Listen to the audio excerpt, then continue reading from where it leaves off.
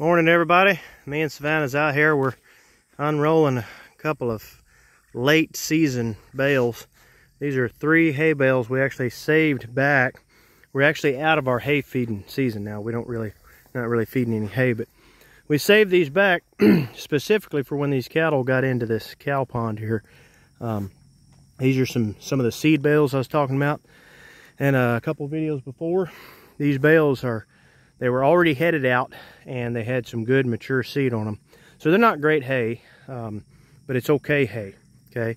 So we saved this back for this area. Now, these cattle are kind of, last winter, we didn't get near the brown matter left over. And I talk about that in a lot of videos. We like to leave brown matter in our pastures in order to give the cattle a little bit of roughage when they're grazing the green. And that really helps keep their cow pats from getting too liquidy, and it helps them to absorb that grass better, because a lot of times that'll run right through them and they won't absorb it real well. Okay, so we're kind of having a little bit of that problem, not bad, but a little bit, because we don't have as much of that brown matter as we normally have because we had a rough winter. Okay, so what we did here is we actually used these to kind of help with that brown matter. We stopped them in here in this small pond pasture, as we like to call it, just a little old small spot. Now, unfortunately, what this causes is it causes them to overgraze a little on your green winter grass. It's a little bit of a sacrifice, but this method does work. And what you're basically doing is if you don't have enough brown matter in your grass, then you let them eat a little small spot like this, and then you stop them and you put your hay down and let them eat hay for a couple days. Okay, so that's what we're doing here.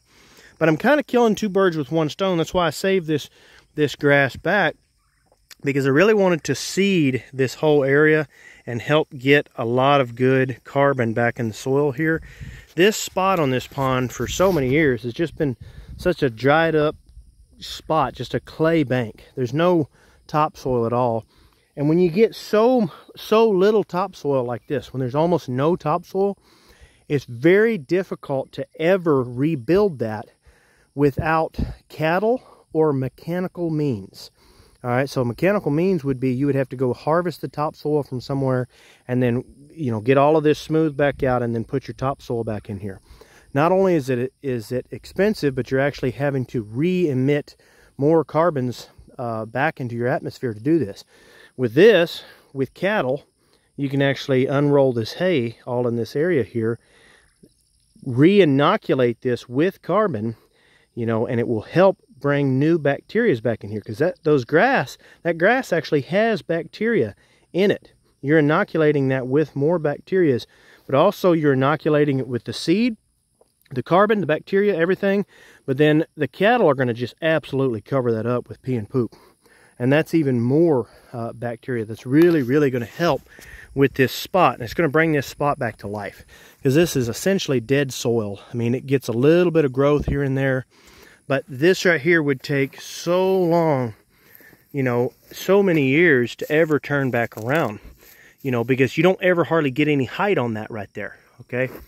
So this is something you can do to your soils when you've got a spot like this. You can really bring your soil back to life. And I've got several other videos talking about this, but I just wanted to show you what we've done here. We've unrolled this. Now, I would have liked to get a little bit more right in here, but that's a little bit difficult to get in that spot with that bale unroller without turning over, just because there's such a steep little ledge there. I had accidentally hooked up both of my bales in reverse. In this scenario, I would suggest putting them going forward. That way you can get even more impact in one spot. Okay, so that's the scenario. That's what I would suggest doing right here. But I forgot to do that, and that's the whole reason why I didn't get as covered as I would have liked to. But the main thing here is we're still covered up pretty good, and you can see I come up in here pretty good too. So some of that seed will wash down. Some of the topsoil from right in here, as this builds topsoil and carbon, some of that will wash down and settle into that. That's going to work out pretty good, I think. So anyway, guys, I just kind of wanted to share my evening with you, let you kind of look at what we're doing and kind of what our thoughts is. This is going to clean up their pats just a little bit, their manure pats, because they've gotten just a little bit liquidy. So sometimes you have to plan ahead on stuff like that. Other than that, we're doing pretty good. And I think now we're starting to move in our pastures ahead of us. They're actually starting to look better. The grasses are finally maturing enough, just enough that their patch should be, their manure patch should be pretty good. So I think we're going to be all right in that stage. But this has turned out pretty good.